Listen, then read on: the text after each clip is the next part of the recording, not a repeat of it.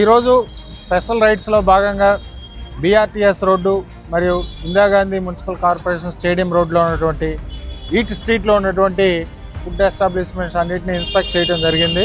అట్లానే వారందరికీ రంగులు కలపొద్దని, ఫ్రెష్ ఫుడ్ సప్లై చేయాలని, న్యూస్ పేపర్స్ వాడొద్దని, టేస్టింగ్ సాల్ట్ వాడొద్దని, ప్రతిరోజు సేఫ్ ఫుడ్ అందించాలని పబ్లిక్కి, రంగులు వాడితే క్యాన్సర్ బారిన పడతారని కన్జ్యూమర్స్, అలానే టేస్టింగ్ సాల్ట్ వాడితే పిల్లలకి గర్భిణీ స్త్రీలకు ఇబ్బంది కలుగుతుందని, ఆ రెండింటిని వాడొద్దని, సేఫ్ ఫుడ్ పబ్లిక్ అందించాలనే కాన్సెప్ట్తో రంగు కలిపినటువంటి వాటిని షాపులు కనుగొని వాటిని డిస్ట్రాయ్ చేయడం జరిగింది. ఇక మీదట రంగులు కానీ ఈ ఎస్టాబ్లిష్మెంట్స్లో ఎక్కడైనా సరే నాన్ వెజ్ కానీ వెజిటేరియన్ కానీ కలిపినట్టుంటే వాళ్ళ మీద క్రిమినల్ కేసులు బుక్ చేసి వాళ్ళ లైసెన్సులు కూడా రద్దు చేయడం జరుగుతుంది.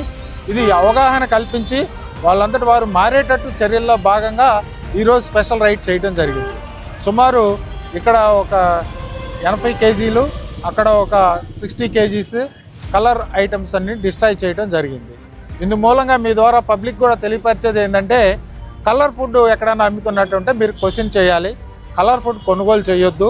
అలాంటిది ఏదైనా ఉంటే మా ఆఫీస్కి ఫిర్యాదు చేయాలి. పాత జనరల్ హాస్పిటల్ దగ్గర ఫుడ్ సేఫ్టీ ఆఫీస్ ఉంటుంది.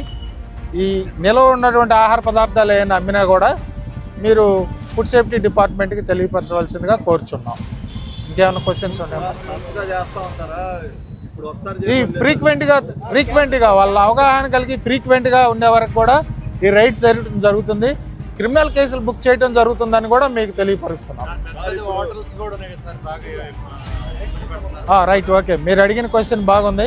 ఆగస్టు నెల 19వ తేదీ ఎన్టీఆర్ జిల్లాలో విజయవాడ సిటీలో 39 ఈ హోటల్స్ మీద రైడ్ చేసి శాంపిల్స్ లిఫ్ట్ చేయడం జరిగింది. వాటిలో 20 అడల్ట్రేషన్ రావడం జరిగింది. ఆ 20 కేసుల మీద కూడా 10 రోజుల్లో కేసులు బుక్ చేయడం జరుగుతుంది. వాటి వివరాలు కూడా మీడియాకు తెలియపరచడం జరుగుతుంది.